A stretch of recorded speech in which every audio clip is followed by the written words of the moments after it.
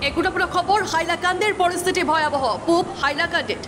কাটাকাল নদীৰ মথাউৰি ভাঙি প্ৰায় 10,000 লোক পানীত বুৰ গৈছে জিলাখনৰ লালা ৰাজচক্ৰৰ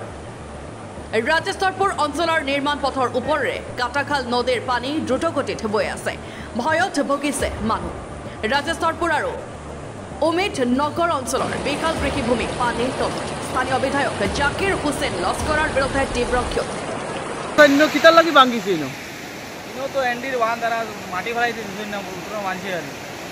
মাটি না ফেলানোর কারণে আজ হলো অবস্থা এটা ফ্ল্যাট কন্ট্রোলের গাফিলতির কারণে না জি জি আর ওদের কোনা স্কুল পুরো ডুবিয়ে যায় মানুষ কত কষ্ট চলে গুলো মানুষ ঘর বাড়ি বুড়াইয়া যার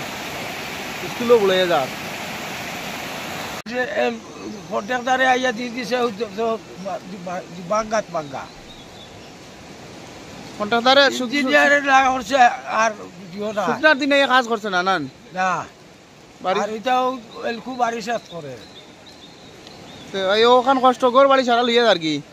এলকু সারা মানুষের ঘর বাড়ি লইয়া যার গিয়া কিন্তু কোন চাই কেমন দিন থেকে যে হইছে এটা কেমন দিন থেকে এটা এই মানে এই বাংলিটার সমস্যা প্রায় 6 মাস বছর হয়ে যায় খাম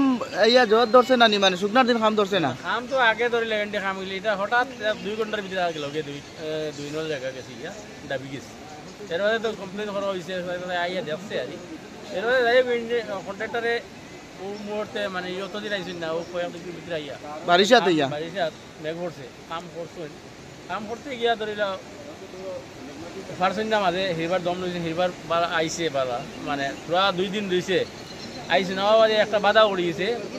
কয়েকজনে বাধা দিলেছেন মাটি আনতে তারা হটাইতে মাটি দেওয়া লাগে এর বাদে ভাই ও তার কারণে বাধা দিলে হয়তো রাস্তাটা